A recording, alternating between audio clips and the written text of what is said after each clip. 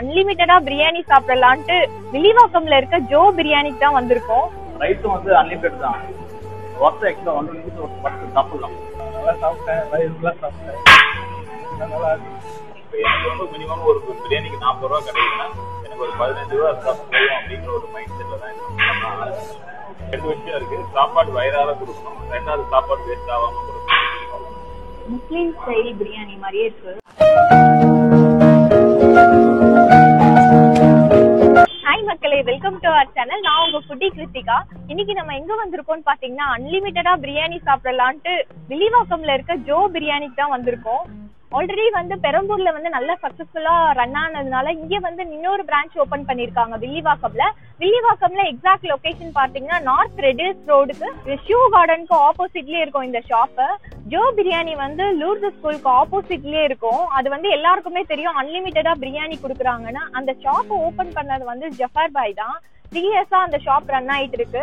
So சக்சஸ்ஃபுல்லா run ஆனதுனால வில்லிவாக்கம்லயும் இன்னொரு ஷாப் ஓபன் பண்ணிருக்காங்க. இந்த ஷாப் வந்து கொஞ்சம் பெருசா இருக்கும். இந்த ஓனர் கிட்ட நம்ம பேசலாம். ஆல்ரெடி அவர் வந்து ஒரு பிரைவேட் கம்பெனில ஹெச்ஆரா இருந்துட்டு இந்த பிசினஸ் ரன் பண்ணிட்டு இருக்காரு. அந்த ஓனர் கிட்டயும் நம்ம கேட்கலாம், எப்படி வந்து சக்சஸ்ஃபுல்லா ரன் பண்ணாரா, அதே மாதிரி நியூ ஷாப் எப்படி ரன் ஆயிட்டு இருக்கு, எப்படி மக்களோட ரெஸ்பான்ஸ் இருக்கு, எல்லாமே நம்ம கேட்டு தெரிஞ்சுக்கலாம்.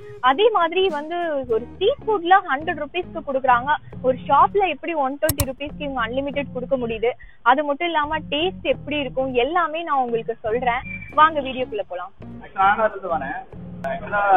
சாப்பாடு நிறையவே கொடுத்தாங்க, அன்லிமிட்டட் தான் கொடுத்தாங்க. சாப்பாடு போதும் சாப்பிட கொடுத்தாங்க. ரைஸ் நல்லா இருந்தது, சூப்பரா இருந்தது, எதுவும் குறையவே இல்லை. பிரியாணி சூப்பரா இருக்கு. பீசஸும் நிறைய பேர் 2 பீஸ் வைக்கிறாங்க, எல்லாம் ஜூசியா இருக்கு. ரைஸும் வந்து அன்லிமிட்டட் தான். ஒர்த் எக்ஸ்ட்ரா 1 rupees ஒரு பத்து சாப்பிடலாம். பைசஸ் பொறுத்த வரைக்கும் பக்காவா இருந்தது. கூடுதலோ குறையதோ இல்லை, ஈவன் அந்த ரைஸ் தகுந்த மாதிரி இருந்தது. எல்லாமே சாப்பிடலாம், ஒர்த்து தான். நான் கடை தேடி வந்தா இங்கதான் சாப்பிடுவேன், வேற எங்கேயும் சாப்பிட மாட்டேன். ஜோ பிரியாணி தான். அன்லிமிட்டட் பிரியாணி பத்தி நல்லா சாப்பிட்டேன், ரைஸ்லாம் சாப்பிட்டேன், நல்லா இருக்கு.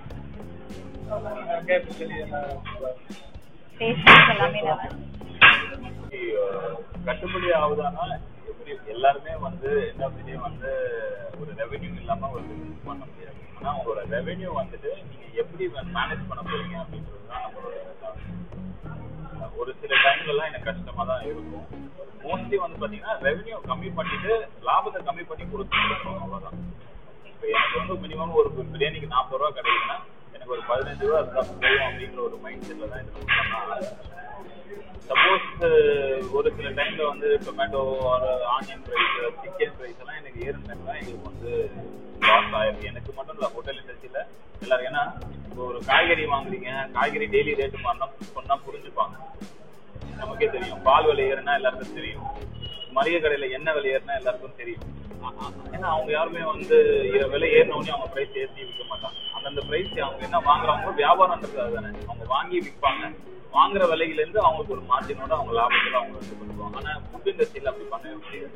நீங்க ஒரு பிரைஸ்ன்னு ஒண்ணு கொடுத்துட்டீங்கன்னா எவ்வளவு விலை ஏறினாலும் இறங்கினாலும் நீங்க அதுலதான் நிக்கணும். டெய்லியோ இல்லை மாசமோ ஏற்ற முடியாது. மேபி ஒரு 2 years ஒன்ஸ் வந்து நான் இதை ஆரம்பிக்கும் போது 100 rupees ஆரம்பிச்சேன். அன்னையோட காஸ்டிங் வந்து கேஸ் எல்லாமே ரொம்ப கம்மியா இருந்தது. 2 வருஷம் கழிச்சு தான் 20 ரூபாய் ஏற்றுனேன். ஏன்னா என்னால நீங்க கேட்கற மாதிரி 100 rupeesக்கு என்னால கொடுத்தா அப்போ எனக்கு 7 ரூபாய் தான் நிற்கும் ஒரு பிரியாணிக்கு. ஆனா நான் நிறைய வால்யூம் பண்றதுனால எங்களுக்கு சரி ஓகே அப்படிங்கிற மாதிரி மினிமமா எதுவும் வருது. அதுக்கப்புறமா வந்து என்னால ரொம்ப கண்ட்ரோல் பண்ண முடியாத எக்ஸ்பென்ஸ் கொடுத்ததுனால இப்போ 20 ரூபாய் இருக்கு. என்னோட மார்ஜின் ரொம்ப கம்மியா இருந்தாலும் பரவாயில்ல, சஃபிஷியண்டா கொடுக்கணும், அந்த கான்செப்ட்ல வைக்கணும்னா அது ஒரு ஆஃபர் மாதிரி இல்லாம போர்ட்லயே டேகாவே போட்டு இனிமேல் நம்ம எப்போ கொடுத்தாலும் அன்லிமிட்டடாவே கொடுக்கணும். பிரியாணினும் போது அன்லிமிட்டட் பிரியாணி நாங்க டேகாவே போடுவோம். எனக்கு கடை பத்தியும் எதுவும் தெரியாது. கடை போட்டா கமர்ஷியலா கடைக்கு வந்து பாம் ஆயில் ஊற்றணும், இந்த மாதிரி ஸ்டார்ட் பண்ணும் போதே வந்து ஒரு மனுஷனுக்கு என்ன பண்ண எப்படி ஸ்டார்ட் பண்ணுவோம் அப்படியே ஸ்டார்ட் பண்ணுவோம். அது மாதிரி தான் போயிட்டு இருக்கு.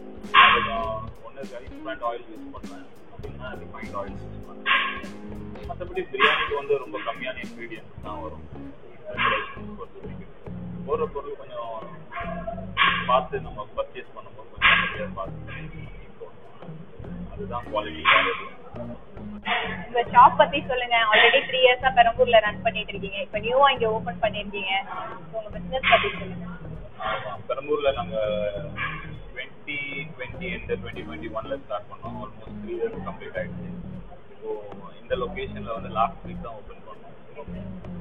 நிறைய பேர் கஸ்டமர்ஸ் ஆக்சுவலி எனக்கு லாஸ்ட் 1 year-ஆவே வந்து கேட்டுட்டே இருப்பாங்க. ஏன்னா இன்னும் அரௌண்ட் பெரம்பூர் ஒரு 5 கிலோமீட்டர்ஸ்லேருந்தே வந்து டைனிங் பண்ணுவாங்க, பார்க் வாங்கிட்டு போவாங்க. ஸோ நிறைய கஸ்டமர்ஸ் வந்து ஒரு 2-3 கிலோமீட்டர்ஸ்க்கு ஒரு அவுட்லெட், இன்னொரு ஒரு அவுட்லெட் இருந்தால் அவங்களுக்கும் ஒரு கன்வீனியன்ட்டாக இருக்கும், நமக்கும் ஒரு பிஸ்னஸ் எக்ஸ்பான்ஷன் ஈஸியாக இருக்கும். ஏன்னா அன்லிமிட்டட் பிரியாணி நம்ம கொடுக்குறதுனால நிறைய பேர் வந்து நிறைய இடத்துல அது கிடைக்காது, ஒரு காஸ்ட் எஃபெக்டிவா. அதனால 2-3 இடத்துல இருந்து அவங்க பெட்டர் ஃபீல் பண்ணாங்க. ஸோ எனக்கு இப்போ ஒரு 4 கிலோமீட்டர்ஸ்க்குள்ள இன்னொரு பிரான்ச் கொடுக்கணும் அப்படின்ட்டு ஃபைண்ட் குட் பிளேஸ். 2 விஷயம் இருக்கு. சாப்பாடு வயிறார கொடுக்கணும், 2வது சாப்பாடு வேஸ்ட் ஆகாம கொடுக்கணும். நான் வந்து ஒரு ஹாஃப் டைனிங் கொடுக்கும்போது எல்லாருக்குமே வந்து ஒரு ஹாஃப் கேஜி, அதாவது ஒரு 500 கிராம்ஸ் கொடுக்கணும். நிறைய பேருக்கு எனக்குலாம் அது போதும் அப்படின்னு. ஒரு சில பசங்களுக்கு சின்ன young generations, college students, school பசங்கள்லாம் வந்து நல்லா சாப்பிடுவாங்க. நீங்களே வந்து நம்மளே வந்து ஒரு 10 years 15 years யூத் ஜென்ரேஷன்ல இருக்கும்போது நல்லா பசிக்குவாங்க, விளையாடுவாங்க, நல்லா சாப்பிடுவாங்க. அது ஒரு ஆப்பிடைட் ரொம்ப ஜாஸ்தியா இருக்கும் பிரியாணி. ஸோ அந்த மாதிரி பிரியாணி வந்து ஒரு கிரேவிங் இருக்கு எப்பவுமே.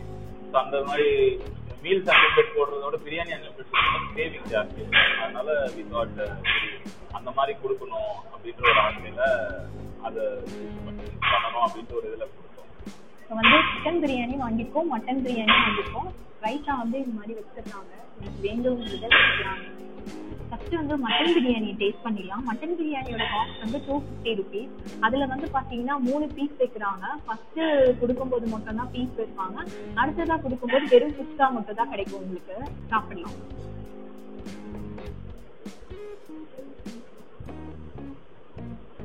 பிரியாணி வந்து நல்லா ஸ்பைசியா, மட்டனோட பீஸ்லாம் நல்லாவே வெந்திருக்கு. எனக்கு மட்டன் பிரியாணி ரொம்ப பிடிக்கும். எனக்கும் பிடிக்கும். அதுவும் இங்க டேஸ்ட் வைஸ் வந்து அங்க முஸ்லீம் ஸ்டைல் பிரியாணி மாதிரியே இருக்கு. டேஸ்ட் சூப்பருங்க. பீஸுமே நல்லா சாஃப்டா குக் ஆயிருக்கு. இதுல வந்து பாத்தீங்கன்னா இந்த இஞ்சி பூண்டு இதெல்லாம் வந்து ஒரு மாதிரி தனியா தெரியும், அதெல்லாம் டிஸ்டர்ப் பண்ணவே இல்லை. டேஸ்ட் வைஸ் நல்லா இருக்கு. எந்த ஒரு டிஸ்டர்பன்ஸும் இல்லாம சாப்பிடுற மாதிரி இருக்கு. அதே மாதிரி கத்திரிக்காவும் சில இடத்துல வந்து டேஸ்ட் வந்து நார்மலா இருக்கும். இதுவுமே டேஸ்ட் எப்படி இருக்குன்னு பார்க்கலாம். நல்லா இருக்கு. பிரியாணி கூட சாப்பிடும் போது அந்த பச்சடியோட செம்மையா இருக்கு. ரைஸோட குவாலிட்டியும் பாருங்க, யூனிட்டி ரைஸ் யூஸ் பண்ணிருக்காங்க போல. அரிசி பேரக்கட்ட ஆத்து பேரையும் பஸ் பேரையும் சொல்லிட்டு இருக்கீங்க. பேர் அப்படி தயா வச்சிருக்காங்க. எக்கோட டேஸ்ட் பண்ணலாம் பிரியாணியை. ஒரு பெரிய பைட்டா போலாம்.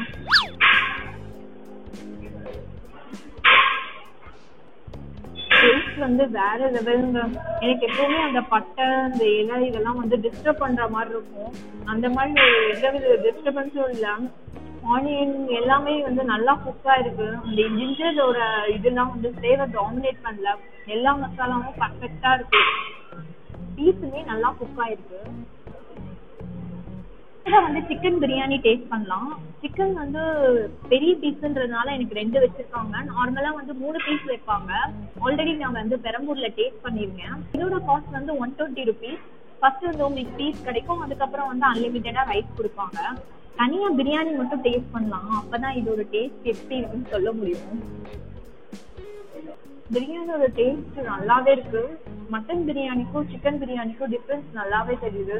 ஆல்ரெடி அவங்க தனியா தான் குக் பண்ணிருக்காங்க. சில இடத்துல வந்து மட்டன் பிரியாணி வந்து மட்டன் வச்சு இந்த சிக்கன் பிரியாணியோட குஸ்கா தான் வைப்பாங்க. இதுல தனியா குக் பண்ணிருக்காங்கன்றது நல்லாவே தெரியுது. இதோட டேஸ்ட் வந்து கொஞ்சம் மைல்டா நல்லா இருக்கு. டேஸ்ட் வைஸ் அந்த கல்யாண பந்தி ஸ்டைல்ல சாப்பிடுற மாதிரியே தான் இருக்கு ஃபீல். அவர் ஆல்ரெடி சொல்லியிருந்தார் கேட்டரிங்லாம் நிறைய பண்ணியிருக்கேன்னு சொல்லிட்டு. அந்த எக்ஸ்பீரியன்ஸ் வந்து இந்த டேஸ்ட்ல நல்லாவே தெரியுது. எதுவுமே வந்து பழசு மாதிரி தெரியல, எல்லாமே ஃப்ரெஷ்ஷாவே இருக்கு. அந்த ரைஸ் வந்து குக் பண்ண விதம் எல்லாமே பாத்தீங்கன்னா பர்ஃபெக்டா இருக்கு. இதுவுமே கத்திரிக்காய் ரைஸ் தான் கூட டேஸ்ட் பண்ணி பார்க்கலாம் எப்படி இருக்குன்னு.